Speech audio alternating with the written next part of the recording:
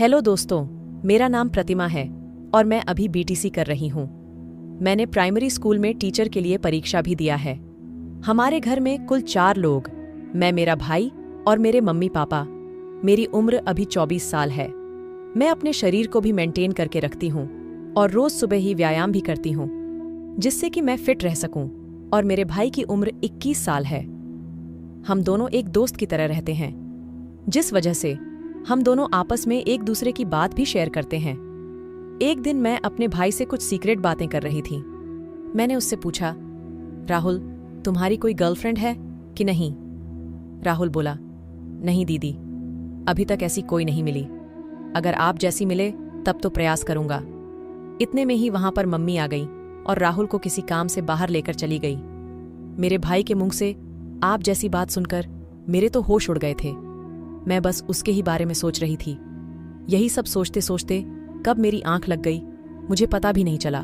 फिर जब मैं उठी तो मैंने देखा घर में कोई भी नहीं था। शायद मम्मी और राहुल अभी तक नहीं आए थे। फिर मैं बाथरूम में जाकर नहाने लगी।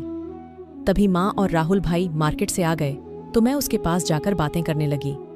फिर वह अपने स्कूल चला गया और मैं भी अपने कॉलेज चली गई। मैं अपने कॉलेज में जाकर अपने भाई के बारे में ही सोच रही थी, क्योंकि आज तक किसी ने मेरे पर डोरे नहीं डाले थे। फिर तभी मेरी एक सहेली मेरे पास आई और बोली, अरे प्रतिमा, तुम क्या सोच रही हो? इस पर मैं बोली, नहीं नेहा, मैं तो कुछ भी नहीं सोच रही हूं। फिर मैंने उससे पूछ कि नेहा यार, कोई उपाय बताओ कि कैसे पैसा कमाया जाए, क्योंकि अब तो हमारा कॉलेज भी खत्म होने वाला है। नेहा ने मुझे गुस्से से देखा और बोली, अरे चल यार, हमारे लिए पैसे कमाना आम बात है। फिर हम दोनों अपने अपने घर की तरफ जाने लगे, क्योंकि हमारा क्लास नहीं चल रहा था। मेरी सहेली अपने घर की तरफ जाने लगी, इधर मैं भी जा रही थी। तभी मैंने रास्ते में अपने भाई राहुल को देखा। उसको देखकर मेरा होश उड़ गया। राहुल अपने साथ 3 लड़कियों को लेकर घूम रहा था। मुझे उस पर काफी ज्यादा गुस्सा आ रहा था, क्योंकि पापा इतना मेहनत करके पैसा लाते हैं और हमें पढ़ने के लिए देते हैं, लेकिन यह सारा पैसा बर्बाद कर रहा है। फिर मैं उसी गुस्से में घर चली आई और राहुल के आने का इंतजार करने लगी। मैं मम्मी पापा को भी यह सब बातें बताना चाहती थी, लेकिन मैंने नहीं बताया कि शायद उन्हें ठेस पहुंचेगी। फिर शाम के समय जब राहुल घर आया तो मैं उसके कमरे में गई और देखा तो वह टीवी देख रहा था। मैंने उससे पूछा, राहुल, तुम मार्केट में लड़कियों के साथ क्यों घूम रहे थे?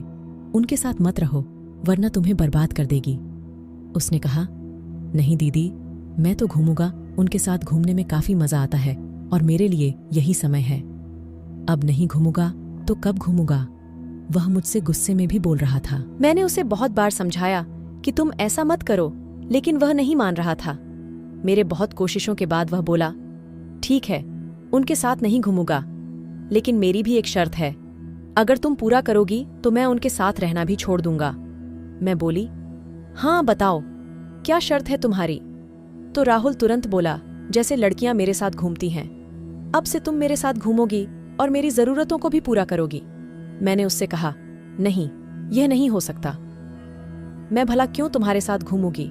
तो इस पर राहुल बोला, तो फिर ठीक है, मुझे मत समझाओ, मैं जो भी कर रहा हूं तुम मुझे मत बोलो।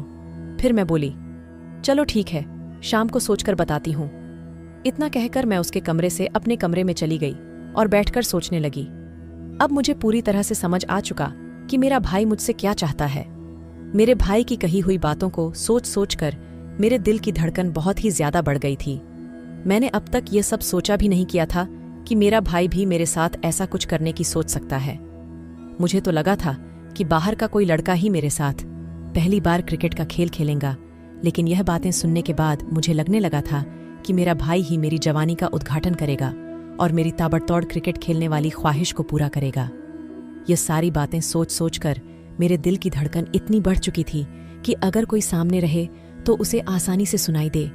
फिर मुझे कुछ दिन पहले की भी बात याद आ गई कि वह मुझे कैसे देख रहा था। मैं उसको पूरी तरह से समझ गई थी कि वह क्या करना चाहता है। मेरे पास तो बहुत बड़ी समस्या थी कि अब मैं क्या करूं।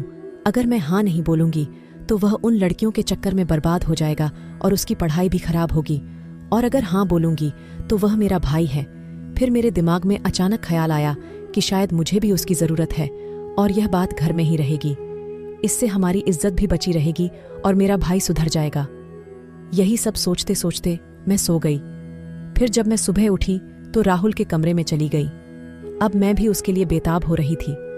फिर मैंने उससे कहा, ठीक है राहुल, मुझे तुम्हारी शर्त मंजूर है, लेकिन चलो पहले हम शॉपिंग करेंगे, बाद में तुम्हें जो करना है वह कर लेना। फिर मैंने उससे कहा कि यह बात बाहर किसी को पता नहीं लगना चाहिए और तुम उन लड़कियों के साथ भी आज के बाद मत दिखाई देना। वह बोला, ठीक है, आज के बाद आप जैसा कहोगी मैं वैसा ही करूंगा। लेकिन मैं वर्षों से इस दिन का इंतजार कर रहा था। आज वह दिन आ ही गया। फिर मैं मम्मी के पास चली गई नाश्ता बनाने लगी, क्योंकि आज रविवार था तो हमें कहीं नहीं जाना था। फिर मैं पापा और राहुल नाश्ता करने लगे और उसके बाद मैं और राहुल शॉपिंग करने चले गए। मार्केट जाकर राहुल ने मुझे कपड़े दिलवा दिए और अपने लिए भी कपड़े ले लिए। साथ ही मैंने अपनी मम्मी के लिए भी एक साड़ी खरीद ली। शॉपिंग करके हम एक रेस्टोरेंट में गए और वहां से खाना खाकर घर चले आए। फिर शाम होते ही मेरा भाई राहुल मुझसे कहने लगा, चलो अब अपनी शर्त पूरा करो। फिर मैं भी शर्त के मुताबिक अपना काम करने लगी। हम एक कमरे में चले गए। कमरे में बहुत ज्यादा अंधेरा था तो मैं लाइट जलाने को कहा। इस बात पर मेरा भाई भी राजी हो क्या मुझसे कहने लगा कि हाँ, लाइट जला लो, मुझे आज सब कुछ साफ साफ देखना है। और उसने लाइट जला दी और धीरे धीरे करके क्रिकेट खेलने की तैयारी करने लगा। मेरा दिल बैठा जा रहा था। मेरे दिल की धड़कन समुद्र की लहरों की तरह उठ रही थी। वह साफ साफ किसी भी सामने वाले इंसान को सुनाई दे रही थी। लेकिन मेरा भाई इतना वाइल्ड था कि धीरे धीरे करके मेरे साथ वह सारी चीज करने लगा जो एक पति अपनी पत्नी के साथ करता है। राहुल को मैं नहीं, बस उसकी ख्वाहिश दिख रही थी। किसी भी हालत में अपनी ख्वाहिशों को पूरा करना चाहता था, जो कि उसने किया। और वह बहुत देर तक मेरे साथ क्रिकेट का मस्त वाला खेल खेलता रहा। उस दिन पहली बार मेरे भाई ने मेरे साथ क्रिकेट की 3 परियों का जबरदस्त ताबड़तोड़ खेल खेला था। उसके बाद जो होना था वह हो गया। मेरा भाई भी काफी खुश था और साथ साथ मुझे भी काफी खुशी मिली। अब मेरा भाई बहुत ज्यादा सुधर गया है। वह किसी के साथ घूमता भी नहीं है, सिर्फ पढ़ाई करता है और शाम को मेरे साथ क्रिकेट की पारी खेलता है। और इस तरह हम लोग खुशी खुशी रहने लगे। मुझे भी मजबूरी में ये सब करना पड़ा था, लेकिन इसमें मेरा कोई भी घाटा नहीं था, क्योंकि मुझे भी मजा तो मिल ही रहा था। लगभग 4 महीने बाद मेरा स्कूल टीचर का ज्वाइनिंग लेटर आ गया और मैं वहां चली गई। अब हमारा परिवार भी अच्छे से चलने लगा था। तो दोस्तों, ये कहानी कैसी लगी? कमेंट करके जरूर बताएं। वीडियो अच्छी लगी तो लाइक करके चैनल को सब्सक्राइब करें। मिलते हैं अगली वीडियो। तब तक के लिए love you and take care.